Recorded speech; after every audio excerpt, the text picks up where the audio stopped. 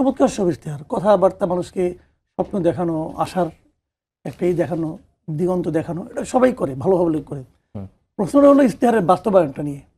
আপনি ইশতেহারটাকে আপনি যে দিয়েছেন ওটা আমি কিভাবে দেখি সেটা ইম্পর্টেন্ট না, ইম্পর্টেন্ট হলো যিনি দিয়েছেন তিনি কিভাবে দেখেন, তারা কিভাবে দেখেন, তার দল কিভাবে দেখেন, তার দল কিগুলি মিন করেন, এটা হলো ইম্পর্টেন্ট। যেমন উনি বলেছেন যে চাঁদাবাজি থাকবে না, আপনার কোনো দুর্নীতি থাকবে না, তো ওনার দলকে এটা মিন করেন, মিন করে না তো। এখন যদি ওইটা উনি ওইখানে থামাইতে না পারেন তাহলে তো এই স্টেট দিয়ে কোনো লাভ নাই।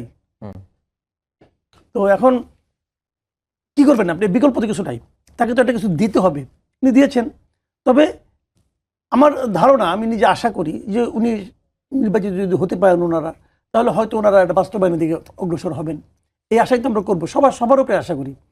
বিএনপি হোক, জামাত হোক, যারা নাকি নির্বাচিত, যেই হোক নির্বাচিত, কেউ হয়তো সরকারে যাবে, কেউ হয়তো সরকারে যাবে না, যারা বিরোধী দলে থাকবে তারাও তাদের দেওয়া ইশতেহারটা মাথায় রাখবে, মনে রাখবে, তারা সেইভাবে কাজ করবে, এটাই তো আমরা আশা করি।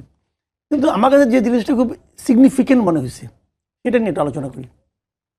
এটা হলো ইশতেহার ঘোষণা করতে যে ওনাদের কিছু প্রস্তাবনা আছে আপনার নিয়ে, আপনার সংবিধান নিয়ে ওনারা কি করবেন না করবেন এগুলি কিছু কথা কিন্তু এখানে বলা আছে। সরি, যেমন উচ্চকক্ষ নিয়ে বলা আছে, ওনারা উচ্চকক্ষ নিয়ে বলেছেন যে ওনারা 100 উচ্চকক্ষের সদস্য নির্বাচন করবেন, কিন্তু নিম্নকক্ষের যে থাকবে, সদস্য থাকবে তাদের সংখ্যানুপাত, এটা কিন্তু সারা দেশের ভোট প্রাপ্তির সংখ্যানুপাতিক না। এই জিনিসটা কিন্তু জুলাই সমাজের সঙ্গে সম্পূর্ণ সাংঘর্ষিক, এবং এটা সাংঘর্ষিক হয় স্বাভাবিক, কারণ জুলাই সমাজে যখন এই আলোচনা যখন আসে তখন তো বিএনপির নোট অফ ডিসেন্ট দিয়েছিল, কিন্তু যখন নাকি এটার উপর গণভোটে এটা দেওয়া হলো, তখন গণভোটের কিন্তু দ্বিতীয় প্রশ্নতে এটা আছে যে এই 100 নির্বাচিত হবে পিয়ার পদ্ধতিতে। তাহলে আপনি যদি এই ওনাদের সে প্রস্তাবনাকে মানেন, যদি ইশতেহারকে মানেন, যদি বিএনপি, তাহলে তো বিএনপি তো আর ওখানে হা ভোট দেওয়ার কোনো সুযোগই নেই, কিন্তু মিলে না, তো সাংঘর্ষিক।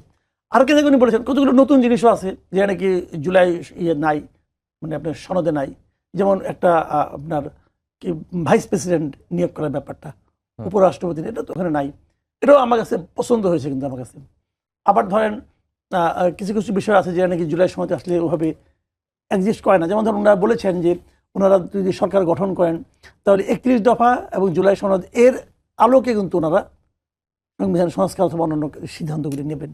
এবং আমার কাছে এটাও মনে হয় যে এটাও খুব স্বাভাবিক, কারণ ওনারা তো জনগণের কাছে 31 দফায় নিয়ে যাচ্ছেন। 31 দফাটি হলো ওনাদের রাষ্ট্র পরিচালনা মূল মন্ত্র। এখন ওনারা যেভাবে রাষ্ট্র পরিচালনা করতে চান, কারণ আপনি যদি বলেন তোমার মূল মন্ত্র বাদ দাও, তুমি আমারটা দিয়ে চালাও, তাহলে তো হবে না রে ভাই, আপনি যদি আপনি চালান, ওনাকে কেন আপনি বাধ্য করতেছেন? তো সেই জায়গাটাতে বিএনপি তার, মানে আমি মনে করি তাদের সক্রিয়তাটা সেরা বজায় রাখতে পারছে, এবং তারা তাদের বক্তব্যটা নিয়ে জনগণের সামনে যাচ্ছে। জি রনি ভাই, যেটা মাসুদ কামাল ভাই যে প্রশ্নটি তুললেন এবং সামাজিক যোগাযোগ মাধ্যমে সেটি নিয়েও খুব একটা আলোচনা হচ্ছে যে বিএনপি উচ্চকক্ষের পিয়ার পদ্ধতিতে হবে নাকি সংসদ সদস্যের আনুপাতিক হারে হবে, সেটি বিএনপি স্পষ্ট করে বলে দিয়েছে যে নিম্নকক্ষের সংসদ সদস্য যে কজন হবে তাদের আনুপাতিক হারে উচ্চকক্ষে হবে।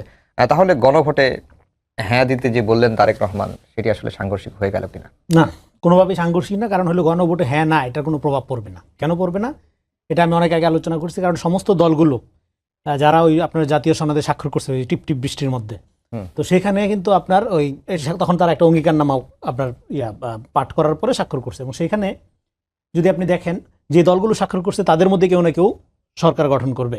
তো ফলে গণভোটে হ্যাঁ না যাই থাকুক না কেন, যেহেতু আপনি জাতির কাছে প্রতিশ্রুতিবদ্ধ হয়েছেন এবং দেশি বিদেশি মিডিয়া সবার সামনে, জনগণের সামনে বিশাল আয়োজন করে, হ্যাঁ সমাজের দেশের দেশি বিদেশি বিশিষ্ট ব্যক্তিবর্গ, হ্যাঁ সারা দুনিয়ার মিডিয়ার সামনে আপনি এটা স্বাক্ষর করেছেন, তো ফলে ওইটা একটা অঙ্গীকার। এখন হা ভোটে আপনি যেতে পারতেন, সংসদের মাধ্যমে গেলে ভালো হইতো, কিন্তু তারপরও আপনি হা ভোটে কেন যাচ্ছেন আমার মাথায় ধরে না। আমি এটার ব্যাপারে অনেক আগে থেকে আপত্তি তুলতেছি। ফলে হা ভোট না ভোট যাই হোক না কেন, রাজনৈতিক দলগুলো যে প্রতিশ্রুতিতে এখানে স্বাক্ষর করেছে তাদের মধ্য থেকে যেহেতু কেউ না কেউ নির্বাচিত হয়ে উঠবে, ফলে এটা তাদের বাস্তবায়ন করার একটা মোরাল ডিউটি আকারে কিন্তু হাজির আছে। তো এখন সেখানে বিএনপি কিভাবে স্বাক্ষর করেছে? বিএনপি স্বাক্ষর করেছে নোট অফ ডিসেন্ট আকারেই, এবং উচ্চকক্ষ পিয়ার পদ্ধতি এই সমস্ত প্রক্রিয়া যেভাবে আলাপ হয়েছে, যেটা এখানে কামাল ভাই বললেন, আলাপ যেভাবে হয়েছে, বিএনপি আলাপে অংশগ্রহণ করেছে, আলাপে বিএনপির মতামত দিয়েছে এবং বিএনপি নোট অফ ডিসেন্ট দিয়েছে। দেখেন, সংস্কারের নামে যে মূলা এখানে ঝোলানো হচ্ছিল এই দীর্ঘ 18-19 মাস ধরে, সেখানে এবং বিভিন্ন দলগুলো যে ধরনের আচরণ করছিল তার মধ্যে দিয়ে আমরা একটা জিনিস স্পষ্ট দেখতে পাচ্ছি যে কোন দলগুলো গণতান্ত্রিক সংস্কার চায়, মানে জনগণের এম্পাওয়ারমেন্ট চায়, ক্ষমতার সাথে জনগণের সম্পর্ক চায়, আর কারা সংস্কার নামক একটা বিষয়কে সামনে এনে নিজেদেরকে, নিজেদের দল, নিজেদের পার্টি বা নিজেদের পার্টির যে মতাদর্শ চিন্তা ভাবনা সেটাকে প্রাধান্য বিস্তার করতে চায় রাষ্ট্রে। তো মানে এই জিনিসটার দিকে আপনি খেয়াল করলেই দেখবেন যে কোন কোন দলটা গণতান্ত্রিক এবং কোন দলটা আপনার অগণতান্ত্রিক পদ্ধতির মধ্যে ফাংশন করবে কিন্তু গণতন্ত্রের নামে সে ক্ষমতায় যেতে চাবে। ফলে এই যে গণতান্ত্রিক ফাঁকিবাজি তার ক্ষেত্রে কোন দল কিরকম কৌশল নিচ্ছে তা আপনি বুঝতে পারবেন জুলাই সনদের ব্যাপারে। হ্যাঁ, কে বলতেছে হ্যাঁ জুলাই সনদ না হলে দেশ ধ্বংস হয়ে যাবে, আর জুলাই সনদ তো কৃষি সংস্কার নিয়ে কোনো কমিশনই হয়নি, কোনো কথাই নেই, তো কৃষি সংস্কার লাগবে না আপনার দেশে?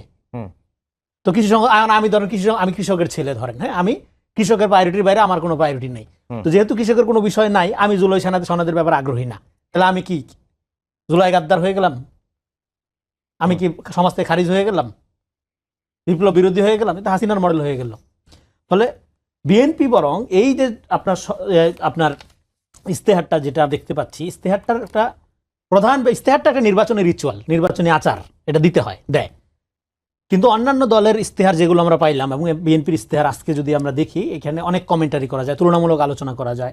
সেই লম্বা আলোচনা না গিয়ে যদি একটা মৌলিক বিষয় দেখি, বিএনপির এই ইস্তেহারটা হইল পরিকল্পনা নির্ভর, আর অন্যান্য দলের ইস্তেহারটা হলো প্রতিশ্রুতি নির্ভর।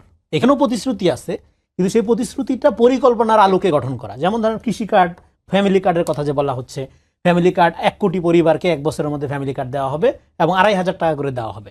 এবং এই 2,500 টাকা করে 1 কোটি পরিবারকে দিলে তাহলে আপনার বাড়তি টাকা লাগতেছে কত? 30,000 কোটি টাকা। 30,000 কোটি টাকা, তাহলে এটার জন্য আপনার একটা বাজেটের ব্যাপার আসছে, আছে। এবার এই বাজেটটা অ্যাডজাস্টমেন্ট কিভাবে হবে?